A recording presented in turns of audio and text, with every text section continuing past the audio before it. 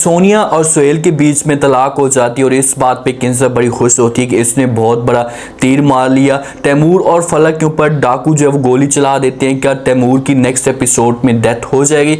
ये सब कुछ आज के शो में बताएंगे। इस बात की समझ नहीं आती कि जो नेक्स्ट 2 एपिसोड गुजर चुकी हैं उस 2 एपिसोड में तैमूर और फलक ने सारा दिन और सारी रात गाड़ी के अंदर गुजारी है। क्या इन लोगों को किराए का मकान नहीं मिला या कोई ऐसा फ्लैट नहीं मिला जो ये जाकर उसमें सुकून के साथ रह सके?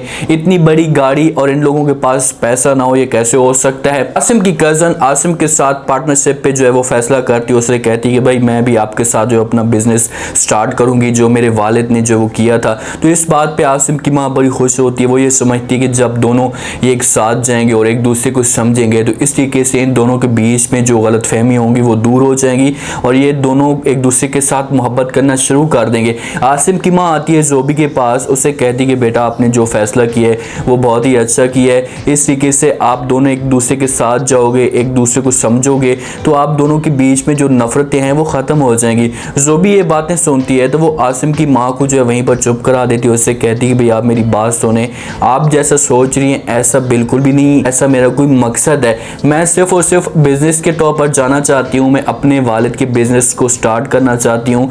इसी वजह से मैं आसिम के साथ पार्टनरशिप करना चाहती हूँ, मैं अकेले में अपना बिजनेस नहीं चला सकती। तो वहाँ पर आसिम की जो माँ है वो चुप होती है, लेकिन उसे उम्मीद लगी हुई है कि चलो कोई बात भी नहीं, अभी ये कह रही है या इसे अभी आसिम के ऊपर गुस्सा है, लेकिन जब ये वहाँ पर आसिम के साथ जाएगी, आसिम की मेहनत देखेगी तो फिर ऐसा ऐसा आसिम के साथ इससे मोहब्बत भी हो जाएगी। जिस वक्त आसिम सोनिया को ढूंढने के लिए गया था तो वहाँ पर सोनिया इसे नहीं मिली। तो जब आसिम घर आता है तो माँ जो है आसिम से पूछती है कि भाई हाँ मुझे बताओ कि आपकी क्या सोनिया के साथ मुलाकात हो गई है? तो आसिम कहते हैं कि माँ जी नहीं, मुलाकात उसके साथ नहीं हुई, वो अब इस शहर में नहीं है, अपने रिश्तेदारों के साथ दूसरे शहर में गए हुए हैं। तो ये बातें जब आसिम की माँ सुनती है तो उससे तो पता चल जाता है और उसे इस बात का भी पता है कि भाई इसके कोई और रिश्तेदार हैं ही नहीं इस शहर के अलावा। तो फ़ौरन वो आसिम को जवाब देती है, उससे कहती है कि बेटा वो आपको बेवकूफ़ बना सकती है लेकिन मुझे किसी भी सूरत में बेवकूफ़ नहीं बना सकती।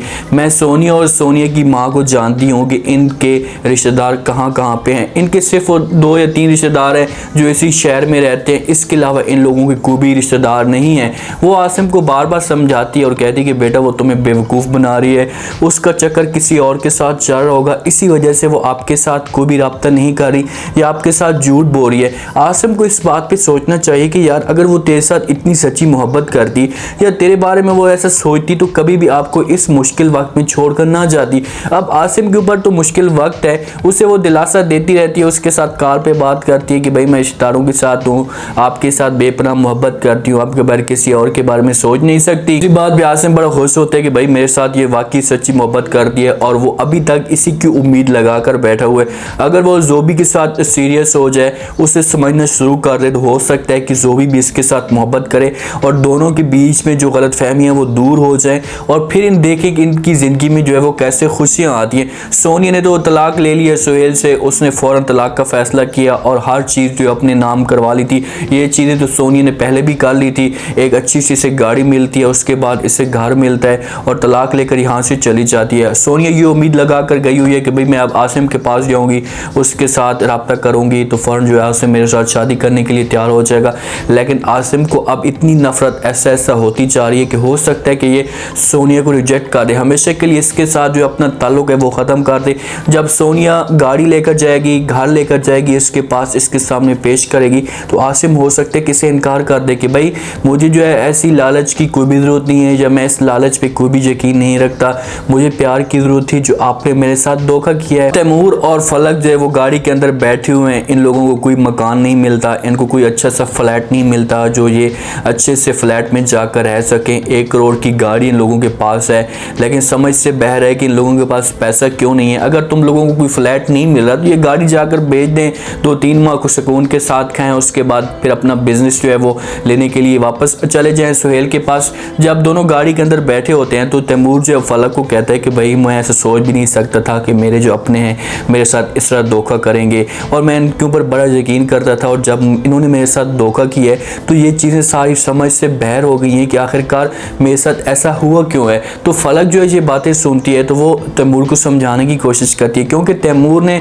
सब कुछ सोहेल के ऊपर लुटा दिया था और सब कुछ जो वो किंजा के ऊपर लुटा दिया था। हर चीज़ किंजा को वो देता था और उसके ऊपर यकीन करता था कि भाई किंजा मेरे साथ सीरियस है, कभी भी मेरे बारे में गलत नहीं सोच सकती। तो फलक कहती है कि भाई आप कैसे अपनों को जो है वो अपना कह रहे हैं, अगर ये अपने होते तो आपके साथ कभी भी धोखा ना करते या आपके साथ फ्रॉड ना करते, आपके अपने नहीं हैं, आप इनको हमेशा के लिए जो है वो भूल ही जाएं। ये आपके साथ जो है वो नफरत करते हैं अंदर से, सिर्फ और सिर्फ आपकी दौलत को इन्होंने देखा हुआ था, वो आपसे हड़प कर रहे थे और जब सब कुछ अपनी मुट्ठी में कर लिया तो आप देखेंगे आपको किस तरीके से किक मार दिए। फलक तो इसको ठीक कह रही है, ये चीज़ें फलक इसे पहले समझाने की कोशिश करती थी कि भाई आपके साथ किंजा किसी भी सूरत में खुश नहीं है, वो आपके साथ धोखा कर रही है या आपको नुकसान पहुंचाने की कोशिश कर रही है। लेकिन तैमूर कहाँ ये बात फलक की सुनता था, वो बार बार किंजा के ऊपर हर चीज़ लुटाता था और जो फैसला किंजा को होता था ये उसको हर सूरत में एक्सेप्ट करता था। तो अब जाकर इसे एहसास हुआ है फलक और तैमूर के बीच में जो गलत फहमियाँ थी वो तो दूर हो चुकी हैं, एक दूसरे को जो वो अच्छे तरीके से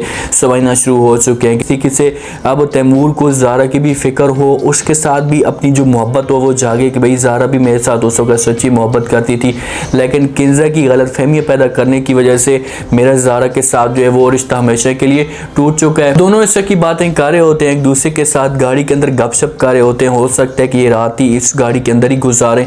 तो इतने में कुछ डाकू जो है वो इनके पास आते हैं, एक फलक की तरफ से हो जाता है और दूसरा तैमूर की तरफ हो जाता है और इनके ऊपर गन तान कर खड़े हो जाते हैं। नकली गन इनके ऊपर होती है और उन्हें कहते हैं कि भाई आप लोगों के पास जो कुछ भी है आप जल्दी जल्दी निकालें, हमें दें। उससे वैलेट छीनने की कोशिश करते हैं और हो सकता है कि वो फलक की तरफ बढ़ते हैं जैसे ही तो तैमूर जो है वो शोर मचाता है और डाकू को कहता है कि भाई आप मेरी बेगम को हाथ मत लगाएं। तो जैसे ये बातें जब डाकू सुनते हैं तो उन लोगों को तो गुस्सा आ जाएगा क्योंकि इनके पास हथियार है और वो किसी भी सूरत में तैमूर और फलक को जो है वो ब्लैकमेल कर सकते हैं। ये शोर मचाते हैं और वहीं पर एक गोली चलती है। हो सकता है कि ये हवाई फायरिंग हो और हवाई फायरिंग की वजह से तैमूर जो वो डर से अपना सारा का सारा जो वैलेट होगा, जो पैसा होगा वो इन लोगों को दे देगा। इनके पास जो रोटी के लिए जो पैसे होंगे वो भी ख़त्म हो जाएंगे। फिर इसको सही तरह एहसास होगा कि भाई मुझे जो है अब जाकर पता चला है कि मुश्किल वक्त में मेरे साथ कौन खड़ा है। बट तैमूर को गोली नहीं लगती। अभी नेक्स्ट एपिसोड में तैमूर और फलक ने एक दूसरे के साथ सही तरह प्यार भी करना है, एक दूसरे के साथ अच्छा वक्त भी गुजारना है। फलक के पास कुछ हो सकता है, कुछ बालियों हो या कांटे हो जो तैमूर को दे दे और कहे कि भाई ये तू जाकर बेच कर आ जा, मैं किसी होटल में इंतज़ार करती हूँ और हमारे पास पैसे आ जाएंगे, हम रोटी खा लेंगे सुकून के साथ। सुहेल को एहसास हो सकता है और नूर को लेने के लिए आ जाए या फलक को लेने के लिए आ जाए। इन दोनों के साथ जब रब्ता करे तो फिर वो इससे माफ़ी भी मांगे कि भाई मुझसे बहुत बड़ी गलती हो गई। अब किंजा को एहसास होना चाहिए, ठीक है सोनिया तो चली गई है लेकिन अब किंजा उस घर में अकेली रह रही है तो उसे इस बात का अंदाज़ा होना चाहिए कि भाई अब मैं तैमूर और फलक के बगैर किसी काम की नहीं हूँ। आज के रिव्यू, आज के ये टीजर आप लोगों को पसंद आया होगा। आपने कमेंट सेक्शन में अपनी कीमती लास्ट में बताने कि आपको क्या लगता है कि क्या तैमूर के ऊपर जो गोली चली है क्या तैमूर को गोली लग जाएगी, क्या इस जगह पर तैमूर की डेथ हो जाएगी और अगर इसकी डेथ होती है तो उसके बाद फलक का क्या असर होने वाला है, क्योंकि फलक को तो कुछ पता ही नहीं है कि भाई हम इस वक्त किस जगह पर मौजूद हैं। तो मुझे तो ऐसा बिल्कुल भी नहीं लगता कि तैमूर के ऊपर जो वो गोली चले और इसकी डेथ हो जाए, क्योंकि हीरो हीरोइन है एक दूसरे के साथ आगे जाकर मोहब्बत करनी है और कुछ जो है नेक्स्ट एपिसोड में किंजा की भी सजा मिलनी है, इसने आकर जो वो माफिया भी मांगनी है। ये सब आपने बताना और चैनल को लास्ट में सब्सक्राइब कर दें, अपना खास ख्याल करें, दुआ में याद रखें। मुझे दीजिए इजाज़त, अल्लाह हाफिज़।